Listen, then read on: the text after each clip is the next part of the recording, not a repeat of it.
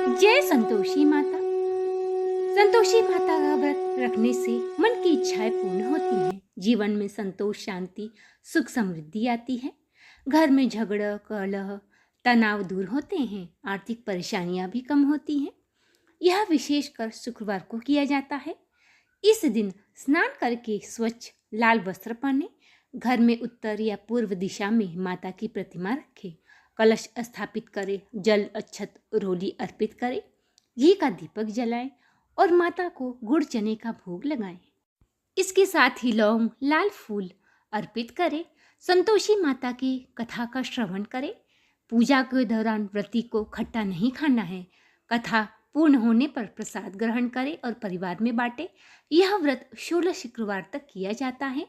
इससे हमारी सारी इच्छाएं पूर्ण हो जाती हैं, परंतु यह व्रत संतोष और संयम से रखना चाहिए। इस प्रकार व्रत रखने से माता प्रसन्न होती हैं और इस व्रत में दही, इमली, नींबू या कोई भी खट्टी चीज का सेवन न करें। ऐसा करने पर माता क्रोधित हो जाती हैं।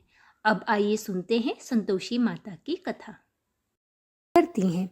बोलो संतोषी माता की जय हो। की बात है, एक गांव में एक बूढ़ी अम्मा थी। उसके 7 बेटे थे। 6 कमाने वाले थे, परंतु एक निकम्मा था। बूढ़ी अम्मा 6 पुत्रों की रसोई बनाती, पीछे से जो कुछ जूठन बच रहा तो 7वें को खिलाती थी। एक बार की बात है, सबसे छोटा बेटा अपनी पत्नी से कहता है कि देखो मेरी माता का मुझ पर कितना प्रेम है, परंतु बहू कहने लगी कि इतना प्रेम है कि सबका जूठा बचा हुआ तुमको खिलाती हैं। इस पर वह नाराज़ हो गया और कहने लगा कि मैं जब तक अपने आँखों से नहीं देख लूँगा मान नहीं सकता। इस पर वो अपने मुंह पे कपड़ा डाल के जाके रसोई घर में सो गया। वह कपड़े में से सब देखता रहा। बूढ़ी अम्मा ने भोजन बनाया, 6 पुत्रों को अच्छे से भोजन कराया, पीछे से सबकी थाली में से जूठन बटोर कर उसे बुलाया और कहने लगी कि बेटा आ तू भी भोजन कर ले। वह सब देख रहा था। मुंह से कपड़ा हटाया और कहने लगा कि माँ मुझे भोजन नहीं करना, मैं अब परदेश जा रहा हूँ। बेटा के कहने पर माँ कहने लगी ठीक है बेटा, कल जाता हो तो आज ही चला जा। इस पर वह कहने लगा हाँ हाँ आज ही जा रहा हूँ। जाते समय अपनी पत्नी की याद आई। वह गौशाला में कंडे थाप रही थी। जाकर कहने लगा कि मैं जाऊँ परदेश को, आऊँगा कुछ काल, तुम रहियो संतोष से धर्म अपनो पाल। वह कहती है जाओ पिया आनंद से हमरो सोच हटाए, राम भरोसे मैं रहूं ईश्वर तुम्हें सहाय। इस पर वह एक अंगूठी अपनी पत्नी को दे देता है और कहता है कि अपने कुछ निशानी मुझे दे दो। इस पर वह कहती है मेरे पास क्या है, ये गोबर भरे हाथ है। यह कहकर उसकी पीठ पे गोबर के हाथ की थाप मार देती है। वह चल देता है। चलते चलते एक नगर में पहुंचता है। वहाँ पे एक साहूकार की दुकान थी। साहूकार से कहता है कि मुझे काम दे दो। साहूकार कहता है कि काम देखकर दाम मिलेंगे। इस पर वह कहने लगा ठीक है। अब वह दोनों समय साहूकार की नौकरी बजाने लगा। देखते ही देखते साहूकार का सारा लेन देन सब कुछ देखने लगा।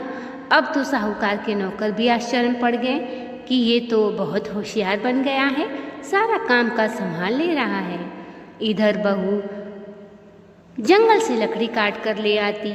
सास जेठानी उसको बहुत ही ताना देते और सूखी रोटी और सूखे नारियल की नरेली में पानी रख देते।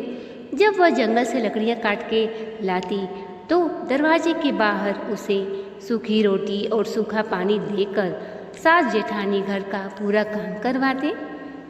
बहुत दुखी होकर बहू एक दिन लकड़ी लेने जंगल जा रही थी। संयोगवश कुछ औरतें वहाँ पर संतोषी माता का व्रत करती दिखाई दी। उसने पूछा कि तुम किस देवता का व्रत कर रही हो? तब वह सब कहने लगी कि संतोषी माता का व्रत है। इसके करने से सारी दुख, दरिद्रता, कष्ट दूर हो जाते हैं। यदि कोई अभागा मनुष्य हो तो भी वर्ष भर में उसके भाग्य अवश्य खुल जाते हैं। इस पर बहू कहने लगी कि मुझे भी विधि बताएं, मैं भी करूँगी। सारी औरतों ने कहा कि शुक्रवार के दिन ब्रह्म मुहूर्त में उठ के संतोषी माता का व्रत करना चाहिए। घी का दीपक जलाएं, घी ना हो तो तेल का जलाएं। कलश स्थापित करें। कथा सुनने वाला कोई ना मिले तो कलश के सामने बैठकर कथा पढ़ें और माता को गुड़ चने का भोग लगाएं। ऐसा करने से माता प्रसन्न होती हैं और सारी दुख दरिद्रता को हर लेती हैं। यह सुन बहू मन में ठान लिया कि मैं भी संतोषी माता का व्रत रखूंगी। अब शुक्रवार का दिन आया, उसने संतोषी माता का व्रत रखा और धीरे धीरे उसके सारे कष्ट दूर होने लगे। एक शुक्रवार बीता था कि दूसरे शुक्रवार को उसके पति का पत्र आया और तीसरे को उसका भेजा हुआ पैसा आ पहुँचा। अब तो सास जेठानी ताने देने लगी, इसके पास पत्र आने लगा, रुपया आने लगा, अब तो इसकी खातिर बढ़ेगी। इस पर वह रोते हुए मंदिर में जाती है और कहती है, हे माँ संतोषी, मुझे पैसे से क्या काम है, मुझे तो अपने सुहाग से काम है। अब संतोषी माता ने उसके पति के स्वप्न में जाके कहा कि हे लड़के, सोता है या जागता है? वह कहता है, माता सोता भी नहीं हूँ, जागता भी नहीं हूँ, बीच में ही हूँ। इस पर माँ संतोषी कहती है कि जा, तेरी पत्नी तुझको याद करती है। वह कहता है, माता मैं कैसे जाऊँ, लेन देन का कोई हिसाब चुकता नहीं हुआ, सब बीच मझधार में है। माता कहती है कि तू चिंता मत कर। शुक्रवार के दिन सुबह घी का दीपक जला के जाके दुकान पे बैठता, देखते देखते तेरा सारा लेन देन चुकता हो जाएगा।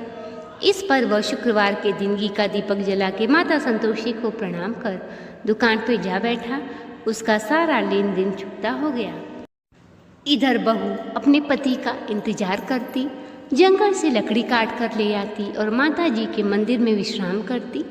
माता जी से पूछती कि माँ आज क्या बात है, आज तो मौसम में कुछ अलग ही रुख है। माता जी कहती हैं कि तेरा पति आ रहा है, अब तू ऐसा काम कर, लकड़ी के 3 गट्ठर बना, एक मेरे मंदिर पर, दूसरा नदी किनारे और तीसरा अपने सर पे रख के जाकर आंगन में फेंक के गट्ठर बोलना कि लो सासू माँ, लकड़ी का गट्ठा लो, भूसी की रोटी दो, सूखे नारियल की नरेली में पानी दो, आज कौन मेहमान आया है। इस पर वह माता जी का प्रणाम कर कर लकड़ी के 3 गट्ठे बनाया, एक माता के मंदिर पर, एक नदी किनारे और दूसरा अपने सिर पर लेकर घर की ओर निकल पड़ी। इतने में वह मुसाफिर आ पहुँचा। नदी किनारे लकड़ी का गट्ठा देखकर वह वहीं रुककर भोजन पानी बनाकर विश्राम किया। उसके बाद अपने घर को चला। घर पहुंचा, उतने में बहू लकड़ी का गट्ठा लेकर आती है, आंगन में डालकर कहती है कि लो सासू जी, लकड़ी का गट्ठा लो, भूसी की रोटी दो, नारियल के खोपड़े में पानी दो, आज कौन मेहमान आया है। उसका पति उसको देखकर व्याकुल हो जाता है और पूछता है, माँ ये कौन है। तब वह कहती है, तेरी पत्नी है, दिन भर भटकती रहती है, दिन में 4 बार आकर खा जाती है, घर का कोई कामकाज करती नहीं।